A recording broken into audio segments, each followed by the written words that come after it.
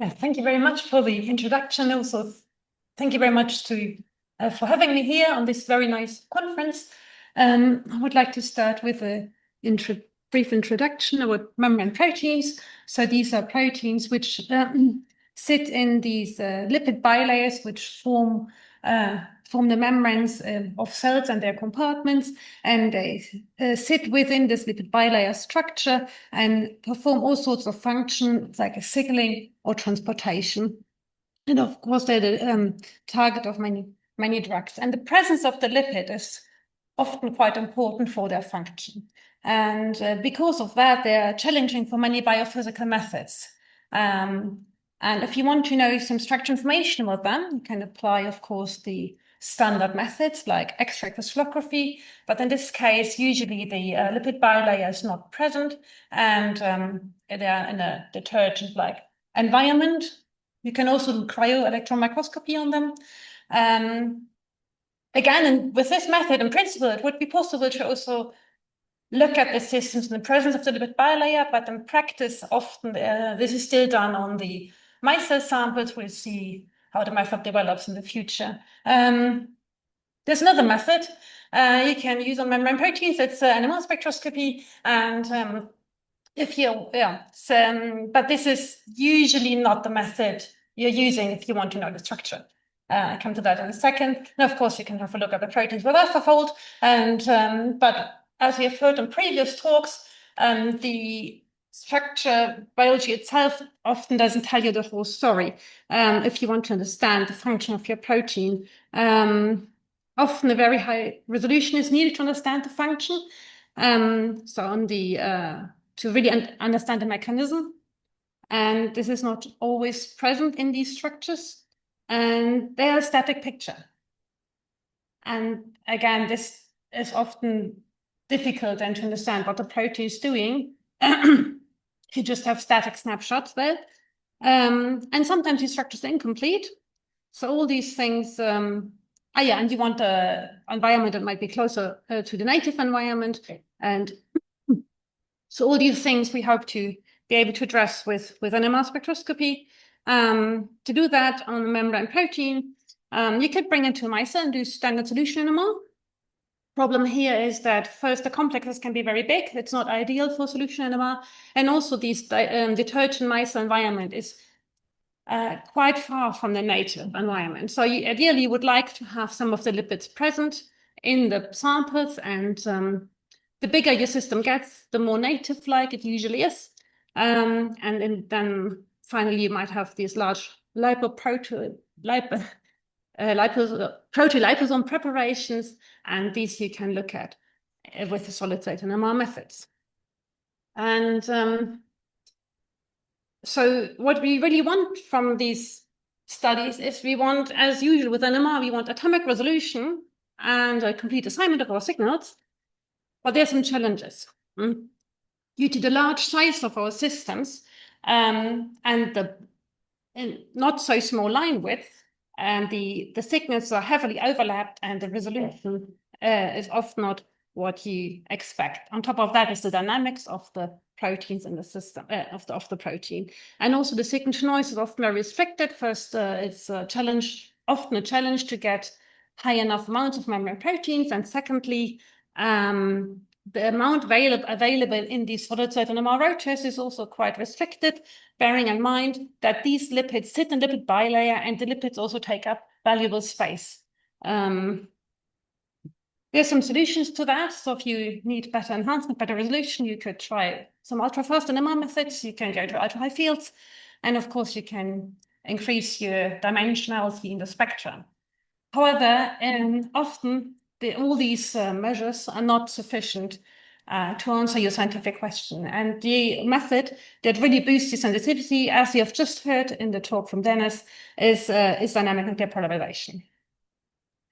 Before I go into the details, I just would like to talk a little about the systems you need.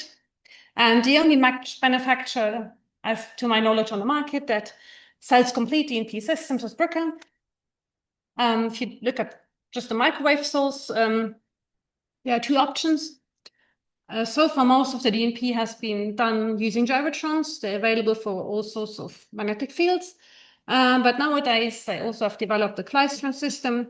It has lower sensitivity and is only available for lower fields, 400 megahertz. But it's much smaller. So you have a little box attached to your magnet. And of course, there's a console for that. If you want to use a gyrotron, you have an additional magnet. And on these pictures, they are missing all these chillers and other things that are needed to control the system.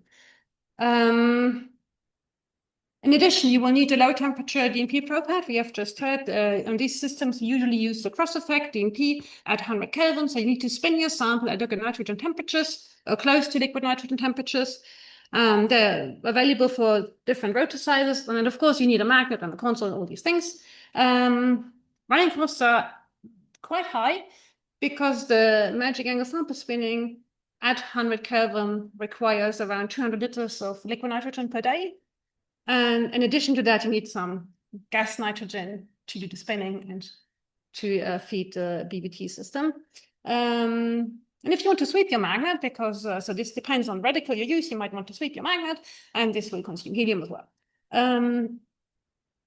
So if you come, and then this is the running cost. But if you want to buy these systems, you should bear in mind that the cost for a gyrotron is much higher, than for a klystron, but both of these systems are quite expensive. So if you think about that you might want to do a DNP project on using solid-state NMR, you might not just get a quote from Brooke and buy a system.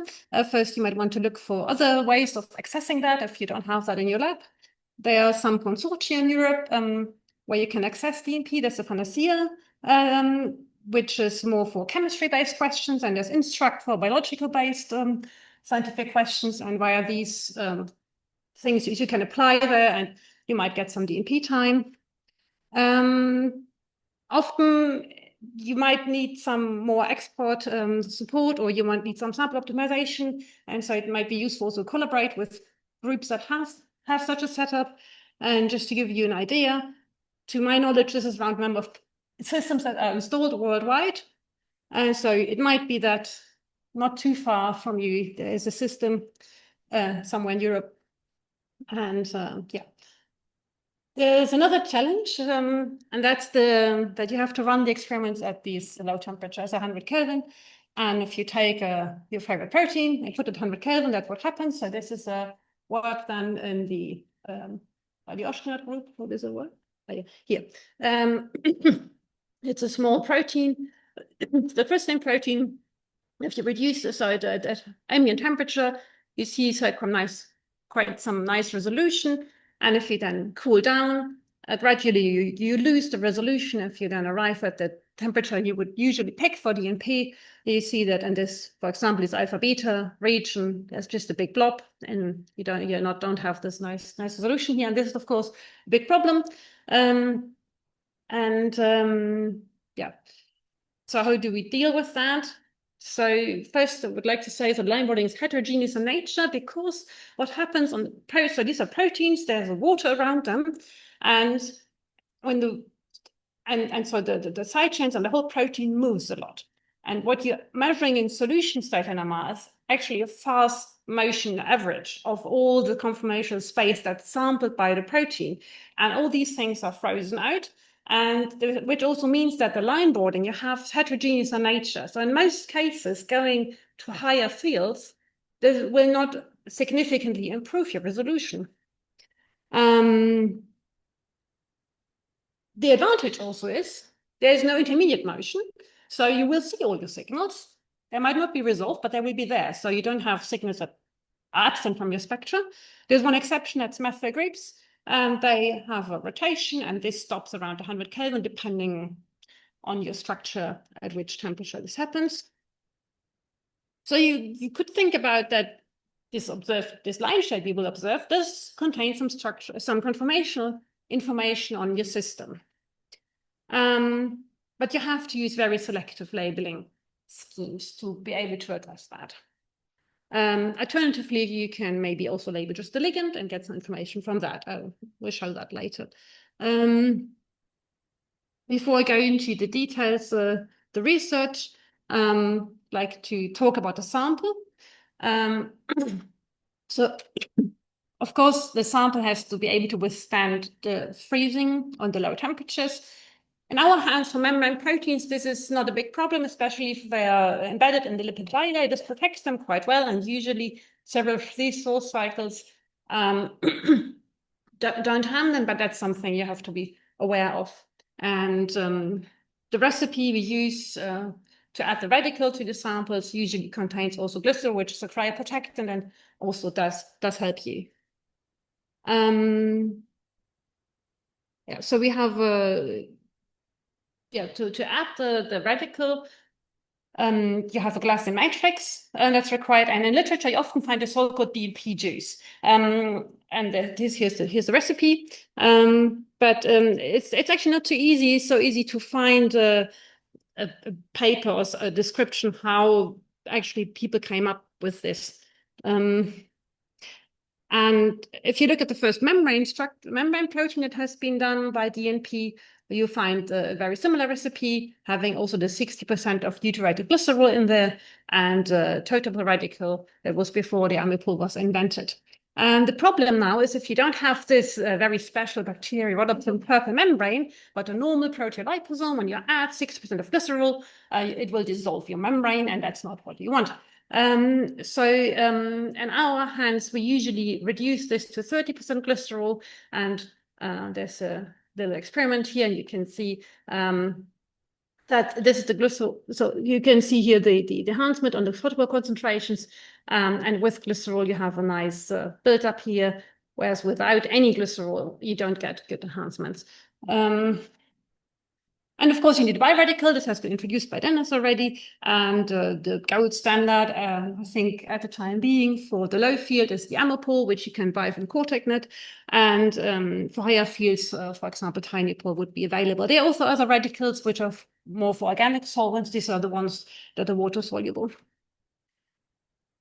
I want to give you some insights into the workflow and how we prepare the sample. So you start off with the suspension of your proteoliposomes. You ultracentrifuge them to get a nice dense pellet.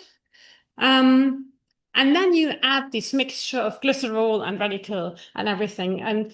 But you don't, so if you now resuspend this, you have a problem because you use deuterated glycerol. And then you can't, if you then try to pellet this again, it won't pellet because the density is too similar. So you can't really just wash your sample with this DNP juice. So what we do, we have the pellet, we put the radical solution on top of that, let it sit overnight, will soak into the pellet, so the glycerol and the radical will soak into the pellet, can remove the supernatant, and then pack the pellet into the rotor, as we usually do in the DNP experiment. And usually this way we do get quite decent enhancements. Said all this about the background, I would like to show you some examples. We start off with the chanorodopsin. It's found in the eye spot of some green algae. It's the Chlamydus reinhardti, which I think we have heard about yesterday. And it helps these algae to find the optimal light conditions for the photosynthesis. It's a member of the microbial retinal protein family. It has 7 transformer helices and is light sensitive due to the retinal chromophore inside this protein. It's a light-gated cation channel, so if it's hit by light, opens and cations can flow through this, and it's quite interesting because based on these properties, the whole field of optogenetic has been developed where you express this protein, for example, in neurons, and then you have some spatial and temporal control on the neuron activity if you shine light on them in C. elegans or whatever you want to do. Yeah, so it has a photocycle, so you have the chromophore in the protein, and if you put light on that, it goes through different photointermediates, and then has some channel opening and closing and so on. And it's, of course, very interesting to understand the details on how this is, what's going on here. And the first step, you need to know the conformations of the chromophore. And that's what we are looking at. When we started with this protein, it wasn't quite clear which of the configuration would be present in the ground state. And there's some idea that there's probably a mixture of these different configurations. And the question was, what is the ratio of those?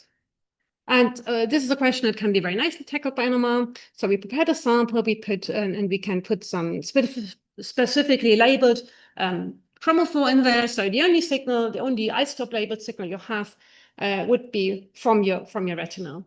So the line broadening you observe in DNP is not a big issue here.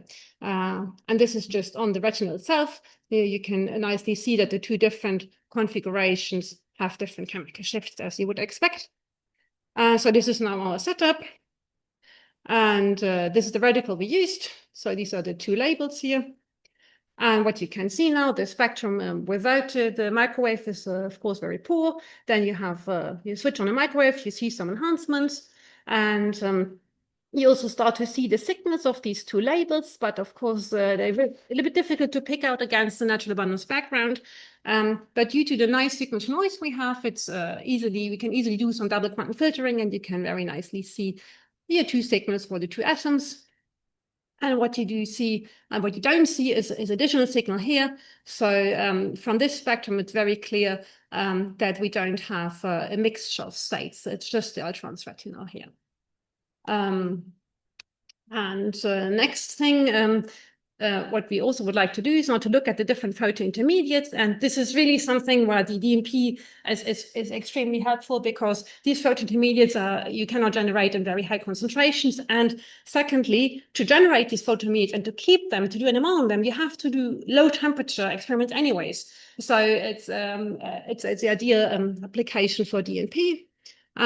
So in this setup, we have not only the microwave and the probe pad, also the possibility to put some light.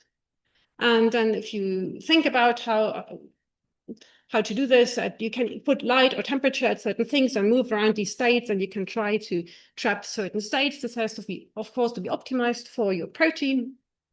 And so that's what we have been able to do. So that's the ground state. We can go to the first photointermediate, that's this one. There's still some overlap, so you still have some ground state signal here, but there's a new state. These states are difficult to generate in our hands so far, but we can look at this late photo desensitized state. It has a different, again, it looks differently. And if you put some light on this state again, you now depopulate the ground state and you get some new state here. And looking at this, we simplify our photocycle a little bit. So we know this is only one configuration here, and this state is photoactive and so on. And I don't want to go into too much detail, but the next question we turn to is the question that has also been discussed in literature a lot. What is the configuration in this state? And that's this here from the chemical shift. You will think it's probably the 13 cis, 15 in state here. But of course, the protein's a different state, and all sorts of things can happen, and which can affect the chemical shift. So you need some method which is independent of the chemical shift to confirm that this is the state. And you can do this by measuring these distances here. And this can be done using some double quantum filter sequence, which is CSA compensated because these distances are quite long. You can see in the model system that you can very well distinguish between the 13 cis and the trans-retinal in these samples. And if you did on a protein, this is the ground state. We know it's trans, looks like this. First photointermediate is cis, we know that already. So you can nicely distinguish them. And then we put this state, and it looks like this. And so yes, we can confirm it's the 13 cis configuration here. And with this, I would like to switch gears a little bit and talk about G protein coupled receptors. These are very interesting proteins and very challenging to study. We have an example here looking at the cannabinoid receptor 2.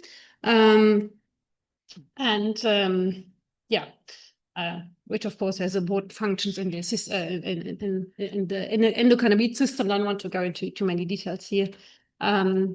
There are structures available, and as for most GPCRs, you see when you compare the inactive and the active state, you see this outward movement of helix 6. So you have these two static structures, active state, inactive state, and somehow the transition between that. But if you now look into literature on GPCRs on activation, you can see that there's also that these static pictures are not the whole story. And for example, there's an NMR study on the closely related CB1 receptor. This has been on fluorine labeled samples. And there you can see in the upper state, you have two signals here. So one is for the active and one for the inactive state. And there's a equilibrium between them. And depending on the antagonist or agonist you put there, or some positive or allosteric modulators, you can change these equilibrium states here.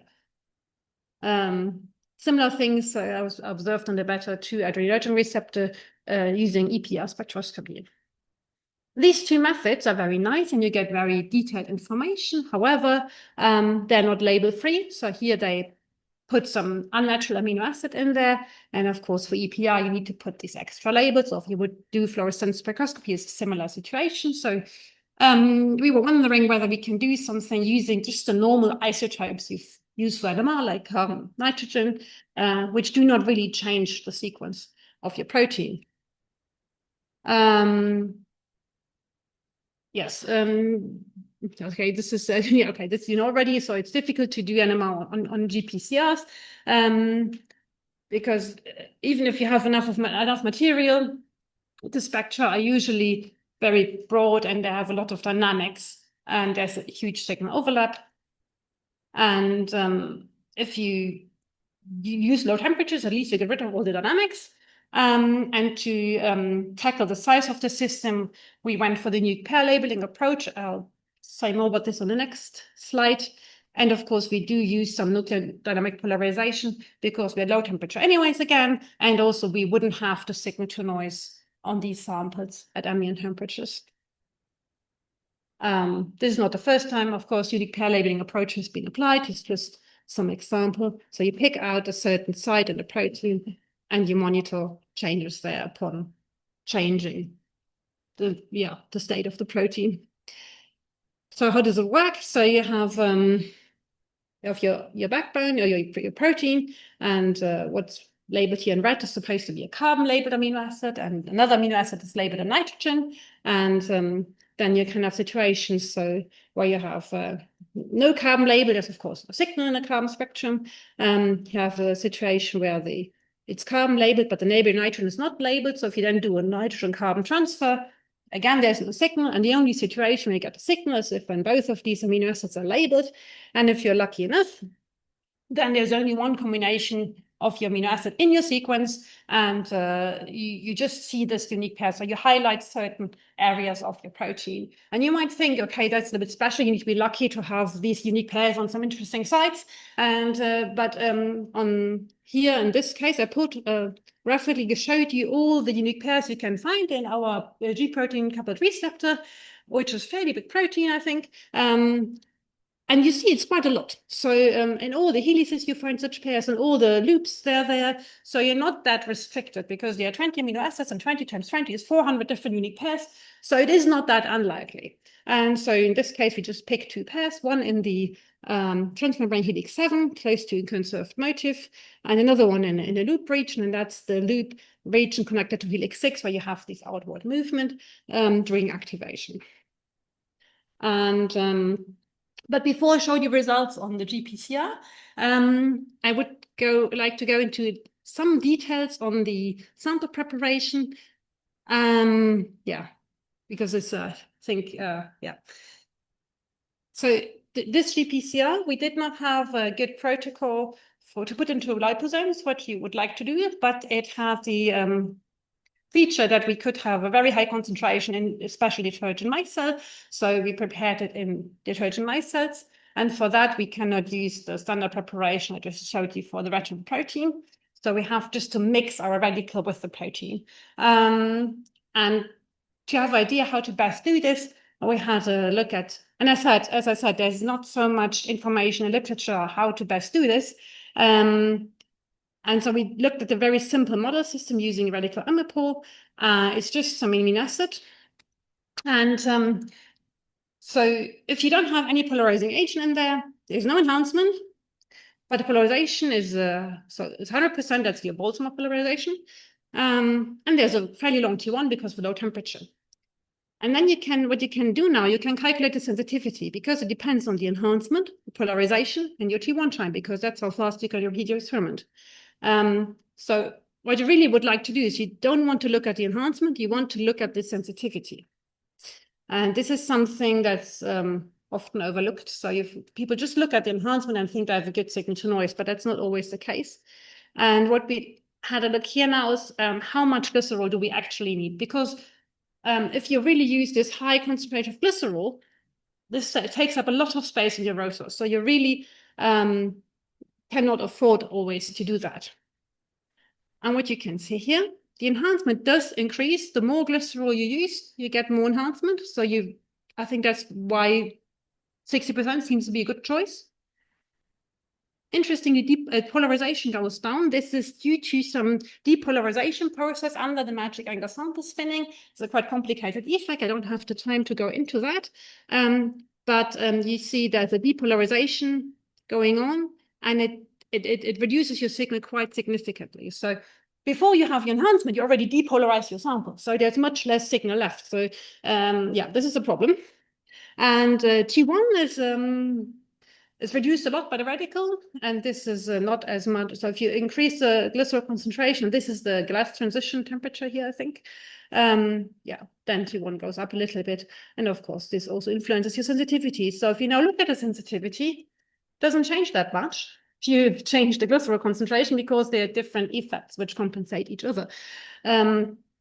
But there's still one problem, and that's this has been done using a total deuteration degree of 90%. So that means even if you use deuterated glycerol, you have to change your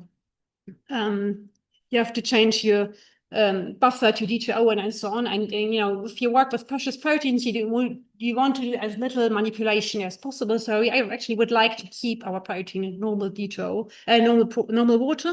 And so you do that. And so you reduce the degree of deuteration, the enhancement goes down significantly. Polarization is a little bit better, but also sensitivity is worse. And if you don't use any deuterium, it's even worse. But usually the glycerol you can just use deuterated. There's no experimental disadvantage. There's another radical which is called asympul-POC, and this has different properties. I show this is only done for the 50-50 glycerol water ratio, and it has worse enhancement compared to the Hyperpol here, but the polarization is much better, and the T1 times is also much better, so you can do your experiment much faster, and therefore sensitivity is actually quite good. And the nice thing here is if you now deuterate, if you don't now reduce the amount of deuteration in your sample, it's not affected as much. If you have no deuterium, it goes down as well. But if you have just 50% of deuteration, just from the glycerol, that's enough on this radical. So actually, for this type of sample, the asympul-POC is actually maybe a good choice. What's not optimized here is the amount of radical you're using. And I'm showing this here. And to do this, we wanted to be a little bit more native-like, still not on the GPCR, but we took one of our original proteins, which express very well, to do a little bit systematic study. And so now we changed the radical concentration. So no radical, Hyperpol, and asympul are 3 different concentrations. You see the enhancement is worse again for the asympul-POC than for the Hyperpol. Polarization is better for the asympul-POC. T1 is better.